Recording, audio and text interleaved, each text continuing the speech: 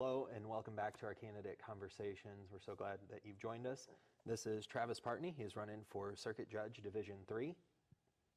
My name is Daniel Ross and I'm on staff here at New Hope Fellowship. And I just want to reiterate that we are hosting these interviews so that our community can get to know the different people who are running for the different positions, and that we as a church do not support or sponsor any specific candidate. We just want to make sure that you have the opportunity to get to know them. So as a result, or as part of that, will you go ahead and tell us a little bit about who you are and tell us about your family? Sure. My name is Travis Partney. I am running for the Division 3 Circuit Judge for Jefferson County. That's going to be on the ballot next Tuesday. I am from Jefferson County. I'm born and raised in Jefferson County. I went to Hillsborough High School. I graduated in 1998. I live in the Imperial area with my wife, Sarah, and our two boys, aged 9 and 6, so they keep us pretty busy. Yeah. I am currently what's called the first assistant prosecutor in Jefferson County. We have our elected prosecutor, who is Tricia Stefanski.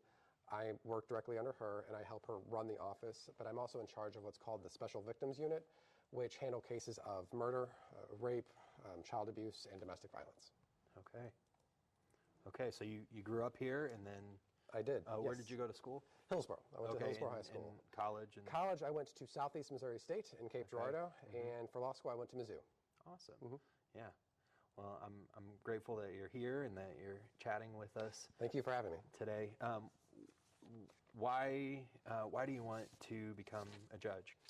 Well, I think that our county deserves judges that are adequately prepared and equipped to handle the serious cases that a circuit court handles. In my experience running and quite frankly throughout my professional career, I found out that the average voter knows the least amount about judges. Like, we see these names on the ballots and we have no idea who they are, what their backgrounds are, what qualifies them to be a judge. And I really want to use this opportunity to help educate the public as, hey, here's what we are, here's what we do. We have some very serious issues in Jefferson County, and I think that I can, with my experience handling these criminal cases and with some of my civil background as well, I can bring a choice to the voters of someone that's capable of handling the serious cases that a circuit judge should handle. Sure. And what kind of cases will you be handling? So right now in Missouri, there's a separation. There's what's called associate court and circuit court. So associate court is your lower level court, if you will, misdemeanors, things like that, traffic misdemeanors, civil disputes under $25,000. They're typically kind of regarded as the lower tier of the two tiers that we have. Circuit court would be felonies, like I mentioned, murder or those serious cases like that. Civil disputes over $25,000. There are other categories of cases that would require circuit courts as well. And so there's that separation. So the cases that I would be hoping for, if I was fortunate enough to win in August and get through in November, then it would be those serious types of cases, those higher level crimes. Okay. Or civil cases. Sure. And is this something that you've wanted to do for a long time? It is, actually. And when I say a long time, it's more of when you're in the prosecutor's office or you've been around the courthouse for as long as I have practicing, you kind of see how things could be improved, right? And one of the things that's interesting about these judge positions, I mentioned earlier, you kind of gave me a look when I said these are the lowest information, and you gave me the same look that I've gotten from hundreds of people out on the campaign trail. And the thing about these positions that I find the most striking is that when you look at a judge's docket, like here's how many people we're going to talk to today, these how many cases that are on the docket, you could have 100 to 200 cases. Those cases are the most important things going for those people that are involved in that lawsuit, if it's a crime, if it's a civil case, what have you. I would wager on a day-to-day basis, a judge impacts the lives of more people than any other elected official that you're going to be interviewing through this process, just by sheer numbers, right? Council, will you just say that again, just to help us understand the gravity of it? Yeah, absolutely. So, think about your council member, and your council member would be great as far as talking to the community, being on the council, and they might help pass ordinances or have other county business. And that's great. That's a very vital function. But on a day-to-day, pound-for-pound basis, the number of direct lives that you're impacting on your 9-to-5 job, I think a judge is going to be the highest of any individual. Wow. Absent maybe perhaps like the sheriff, perhaps dealing with people throughout the county on a daily basis, through their staff. But that's kind of one of the tragedies about these spots is that we are the lowest information spots on the ballot, but we can have the highest impact on the daily lives of Jefferson County citizens. Right. And we know a lot about the Supreme Court, but even that is more of not appointed, but it goes through the process. Right. And so it's different because you're elected Right. here. And those are elected, or those are, like you mentioned, they're appointed and confirmed spots. Those aren't elected by the populace. And even those cases that a Supreme Court might hear, those cases have churned through the system for years, right? Sure. It's not like they have a docket of, hey, here's 300 people on the docket. That's not how that works. But the impact on a person's life, the average person's life, really kind of comes down to your local courts. It seems like you're passionate about this, and I am. And is this a position you expect to be in for a while? Yes, if I mean, you win, yes, this would be a position. They're 6-year terms. Okay. And the circuit court level would be the highest trial court level in our county, right? There's nowhere to go from there in terms of these elected spots. So ideally, if I'm fortunate enough to win, I would have this spot, and that's what basically my career would become at that point. Okay, awesome. Well, I do want to get to some of these questions. You've already educated me more than I don't mean to ramble. No. I really appreciate it because, as you said, you impact more people on a daily basis, or this role would, than pretty much anything else in the county, maybe across the board, Well, not and, just county, statewide, and national. Well, and that's the thing, even a traffic ticket. If that person's never had a traffic ticket, they're going to stress out about that, right? A divorce, that's obviously going to be the focal point of their lives, to determine property, custody, that sort of thing. If there's a criminal charge, that's obviously hugely important to that person. So when you think of it that way, I mean, you just think every case on there is important to the individuals that are involved. Right. And so, and you're not just going to educate me about yourself, but with some of these issues, I feel like you're going to maybe help me understand and help us understand what role you would play in that. And and you looked at these questions. Let's just dive in. Sure. Would your role play a part in, say, how would that work with the homeless population in the community? So with the homeless population in the community, obviously, candidates running for judge, we can't say, hey, here's what I would do policy-wise. Sure. But I would point out, to you and to any of the listeners or the audience, is that there's something called the Legal Services of Eastern Missouri. It's where individuals that do not have the resources might be able to obtain counsel or legal advice with regards to certain issues. So while it's not homeless directly, there are things that the court can do to direct people to services that might help serve individuals that are in financial need. And I think judges should be very aware of those services, and the court, it should be incumbent upon the court to make sure that everyone is represented to the best that they can be. Sure. And I also want to get into some character questions. Sure. For instance, can you think of a time when you faced an ethical dilemma, and how did you resolve that? I know ethics are a huge part of what you do. They are, and the interesting thing about that question is that there's the ethical standards that lawyers have to operate under. When we become an attorney, you have to operate under certain guidelines. Those aren't the same as the word ethical like you might mean in the question, right? And so as a prosecutor, it is not uncommon for prosecutors to come across ethical dilemmas, and meaning, here's an example. Like if evidence comes out in a case that is different than was initially presented to us, we have to, as prosecutors, disclose that, right?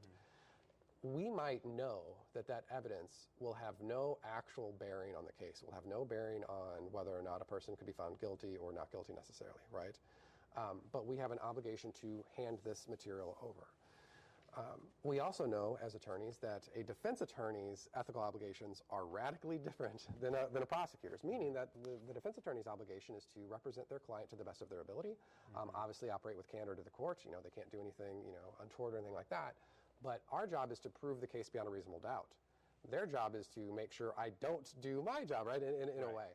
So, there can be, there's ethical conflicts, not in the Missouri rules of ethics for lawyers, but in the general sense of ethics. I know very well that the thing that we are disclosing, that I am bound to disclose by my attorney ethics, I know very well that it might be used in an unethical manner at trial, even though I can't stop that, but I have to turn it over. So it's kind of a muddy answer, but no, we are given dilemmas all the time that put our professional ethics against what we personally might view as ethics. And let's see. And I guess with that, ethics are obviously, you have your standards, but then you have your personal ethics.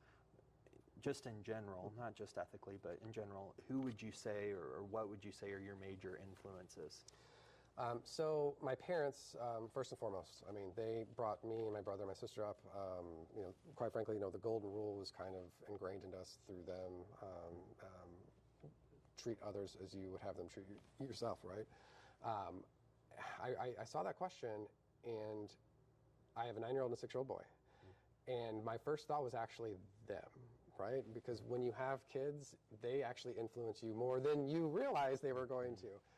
So they're not influencing me in the sense of, following their lead. Sure. It's I'm now in the role that my parents were when they were teaching me these things about here's how you conduct yourself, here's how to be a good person, that sort of thing.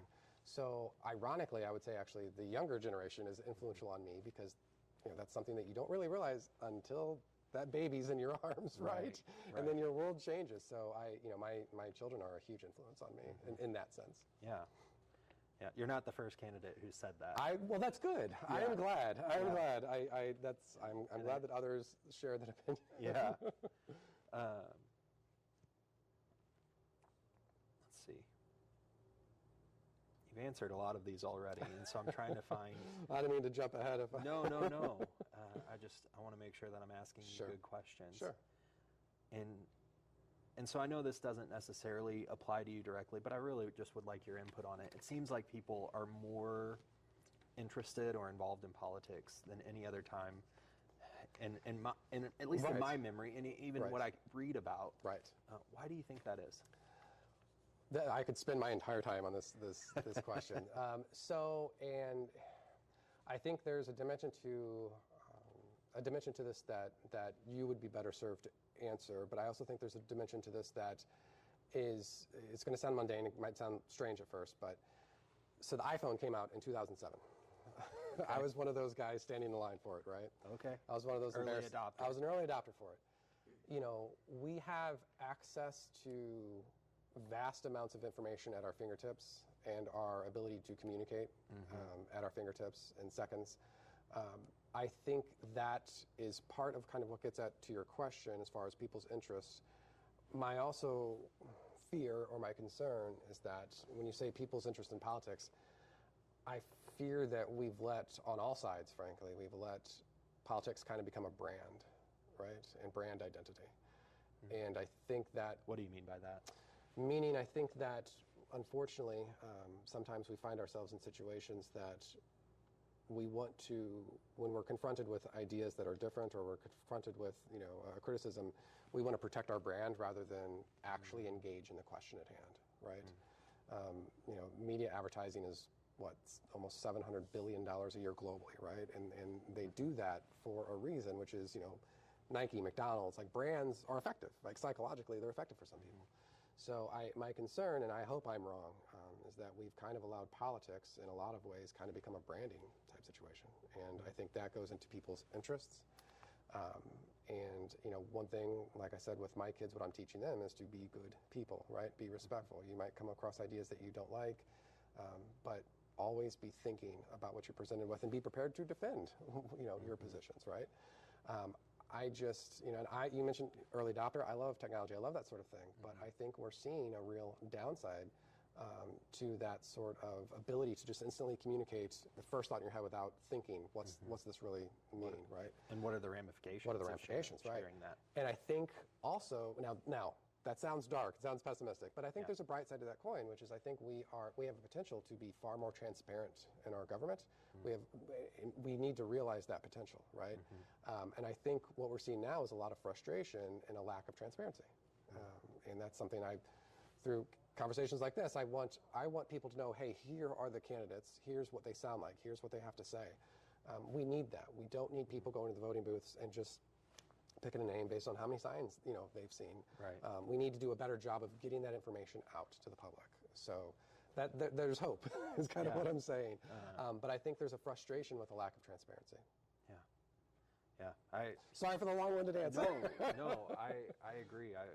Social media has its benefits, and I've talked about for a long time that there were people who received a platform very quickly and very easily on social media who wouldn't have gotten one anywhere else. Right. And it's that same concept of communication and information that we haven't had available before. And if we're instilling good values and good morals, the people that have those platforms will use it responsibly, right? Right. I mean, it starts there. It starts with Right. with them as people, which, that's what I'm hoping for. Right, right.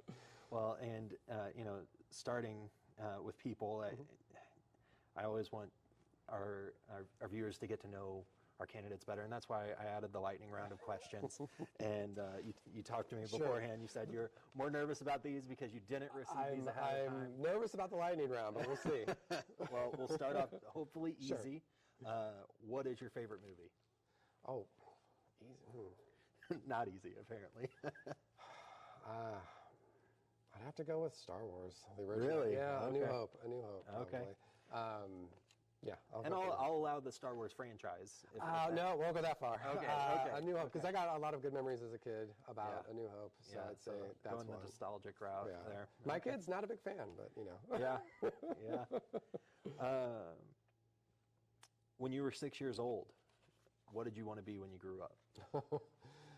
So I have a very lame answer to this. I've always, for as long as I can remember, wanted to be a lawyer. Really? Oh, that's great. Yeah, it's kind of a lame answer. I did debate all throughout high school and college, and it was kind of just the direction you knew. It's kind of the direction I wanted to go into. I kind of a lame answer. No, that's good. Let's see. If you were going to have me over for dinner, okay, what dish would you make to impress me? I love grilling and smoking. Okay. So, I would be a combination of the two. And so, is there a preferred cut of meat that you like? So I love smoking ribs. Okay. I'm a huge fan of that. So All if right. you're a fan of smoked ribs. Yeah, absolutely. Yeah. So, but grilling. I'm free tonight, incidentally. You got to give me a few hours. So do it Right. So no, grilling's kind of my go-to. I love grilling. Okay. Awesome.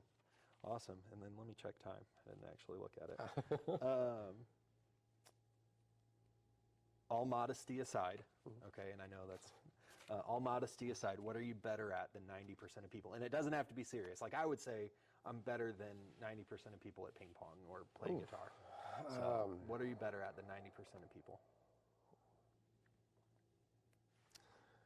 I would say, my wife would, when she sees this, she'll get a kick out of this one. I like deconstructing arguments and tearing them apart and rebuilding them. Okay. Sounds weird, right? No, I would say that.